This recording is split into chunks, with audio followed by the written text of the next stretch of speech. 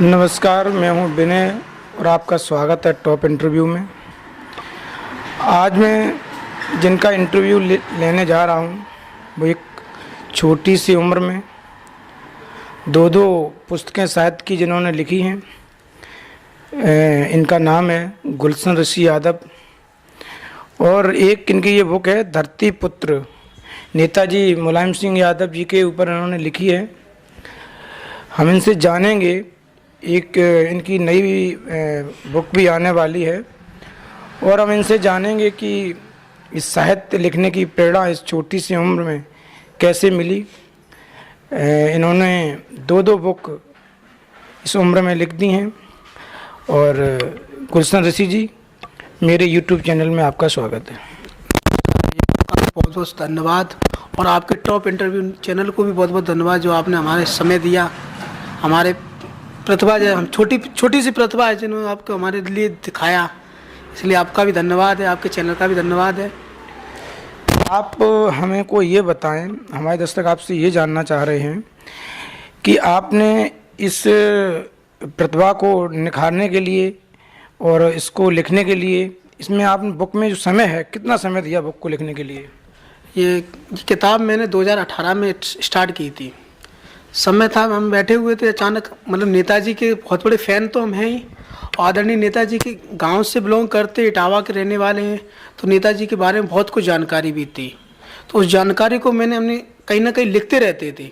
तो 2018 में मैंने सोचा कि एक नेताजी के ऊपर किताब लिखी जाए, तो उसकी स्टार्टिंग मैंने 2018 से की और 2021 में मैंने कंप्लीट की है इसे। नहीं, तो आप ये बात बताएं मुझको, ये प्रेरणा आपको कहाँ से मिली, कैसे आपने लिखना सीखा, इस साहित्य का अध्ययन आपने किससे किया, साहित्यिक गुरु कौन है आपके? लिखना, पढ़ाई और लिखाई में थोड़ा सा इंटरेस्ट अच्छा रहा है जीवन में, और साहित्यिक रूप से कहीं ना कहीं मैंने अपना गुरु, बहुत बड़े प्रसिद्ध साहित्यकार हैं आशुतोष राणा जी, उन्हें हमने अपना गुरु माना है। उनकी प्रेरणा मैंने जब भी उनका इंटरव्यू, हर एक उनका व्यक्तित्व देखा है।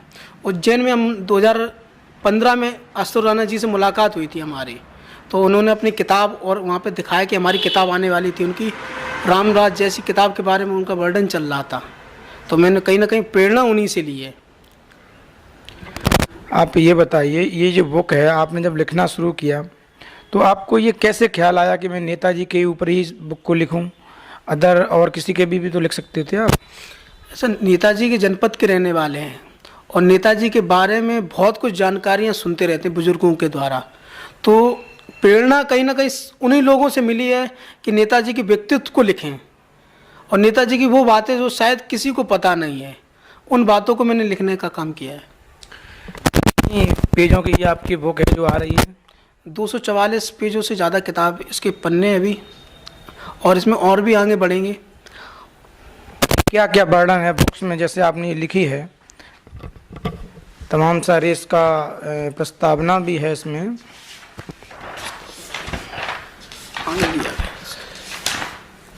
ये लगभग 34 टॉपिक पर आपने इसमें काम किया है। जी जी। इसमें क्या क्या है ऐसा, हमारे दर्शकों को आप ये बताएं, इसमें जो आपने इसमें लिखी है बुक्स, इसमें क्या क्या है खास जो लोग जानेंगे नेताजी के बारे में? नेताजी ने कहीं ना कहीं मंडल कमीशन जैसे काम किया है। नेताजी के जो मूल मंत्र हैं, नेताजी जिस प्रकार से लोगों को देखते हैं, नेताजी का जो उनका बाल अवस्था में जो उन्होंने काम किया है और जिस तरीके से उन्होंने एक शिक्षक से लेकर संसद के सपर्द किया है, मुख्यमंत्री रहे, देश के रक्षा मंत्री रहे, उन चीज़ों को मैंने लिखने का काम किया है कि नेताजी ने सैनिकों के लिए जो किया है। अब लोग बुराइयां बहुत निकालते हैं हर चीज़ में, लेकिन अच्छाइयाँ बहुत कम लोगों को पता है। तो नेताजी वैसे हमारे यहाँ के प्रेरणा स्रोत हैं और नेताजी की जितनी बारे में कोशिश की है वो लिखने का सारा काम किया है। दूसरी बुक है आपकी जिसका नाम है मनु ऋषि साहित्य। मनु ऋषि जी, उसमें आपने क्या दर्शाया है? मनु ऋषि एक प्रेम कथा है जिसमें एक लड़का एक लड़की से बहुत प्रेम करता है, जो अपने जीवन में 16 खत लिखता है। वो खत को वो कहीं ना कहीं दे नहीं पाता है, और जब अंतिम समय में जब एक समय ऐसा आ जाता है कि कहीं ना कहीं लड़के के जो विचार हैं उस जो लड़की को बताता है, तो वो लड़की इतनी भावुक हो जाती है, लेकिन टाइम पीरियड कंप्लीट हो जाता है, क्योंकि उसमें थोड़ा सा इनडायरेक्टली और डायरेक्टली फॉर्म चलता है कि उसको पता है, उसको नहीं पता है, वो सोचता विचारता ज़्यादा रहता है। ये जो आपकी बुक्स हैं जी, मार्केट में कब आ जाएंगी, लगभग कितना समय और लगेगा अभी इन दोनों बुकों को? अभी थोड़ा सा समय लगेगा, क्योंकि ये किताब आ जाएगी अभी 15 दिन में समथिंग कंप्लीट होने वाली है, और जल्दी समय देंगे। थोड़ा इसकी प्रिंटिंग चल रही है, यूथ पब्लिकेशन दिल्ली से इनका पब्लिकेशन हो रहा है, तो उन्होंने थोड़ा समय मांगा है और इसमें करेक्शन कंप्लीट किए जा रहे हैं। नहीं, जिस उम्र में आज के युवा, जो हम सोच रहे हैं कि जो बेरोजगार युवा आजकल घूम रहा है, उस बेरोजगारी में भी आपने ये कदम जो साहित्य का उठाया, जिस पे आपने काम किया और लगभग 2-3 साल से आप ये कर रहे हैं, तो ये आपको प्रेरणा कहाँ से मिली? पापा जी आपके क्या करते हैं? पिताजी हमारे 23 दिसंबर 2021 को ख़त्म हो गए। उनका वैसे पिताजी हमारे गवर्नमेंट जॉब करते थे, और कहीं ना कहीं लिखने और पढ़ने की प्रेरणा हमारे पिताजी द्वारा मिली है। पिताजी थोड़ा हमने जब भी अपने जीवन में जो भी कदम रखे हैं, हमारे पिताजी ने कभी इस चीज़ को मना नहीं किया है। मैंने अपनी किताब के बारे में पिताजी को जब बताया और पिताजी के पूरी फैमिली को बताया, तो सब लोग इतने प्रसन्न हुए। उन्होंने सब लोगों ने प्रोत्साहन किया कि हाँ तुम करो, अच्छा काम करो, अच्छी चीज़ है, लेकिन कभी कोई गलत चीज़ मत लिखना, उस चीज़ का नेगेटिव पॉइंट मत कभी करना। और लिखने की प्रेरणा शुरू से प्रतिभा रही है लिखने की। जीवन में जब 10वीं 12वीं में पढ़ते थे तब भी लिखते थे, और उस समय से लेकर अभी तक लिख रहे हैं। नहीं, कितना आपने क्वालिफिकेशन में क्या कर रखा है? वैसे तो मैंने डीएलएड किया है 2019 से मेरा डीएलएड की स्टार्टिंग था, और 2021 में कंप्लीट किया मैंने डीएलएड। और पढ़ाई करते हैं थोड़ा सा अच्छा है, बच्चों को कोचिंग भी पढ़ाते थे।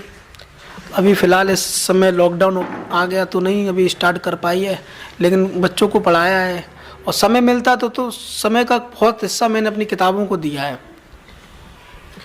आप अभी 2 किताबों के बाद भविष्य में और भी क्या लिखना चाहेंगे?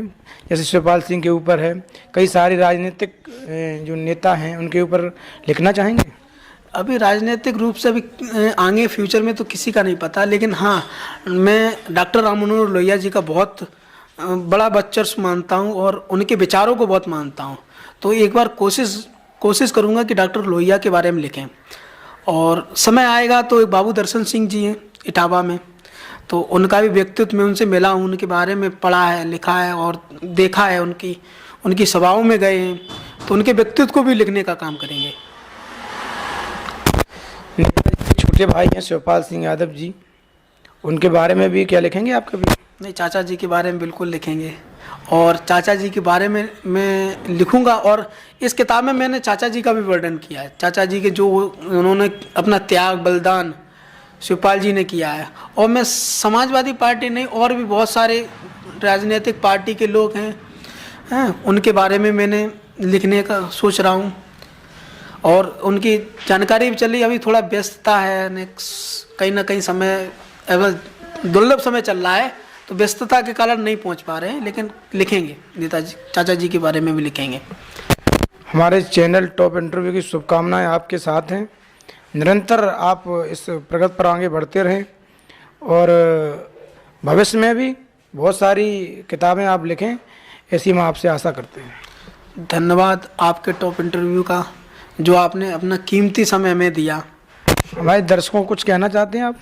दर्शकों सबसे कहना चाहेंगे कि विनय भैया का चैनल है, सभी लोग ज़्यादा से ज़्यादा शेयर करें और सब्सक्राइब करें।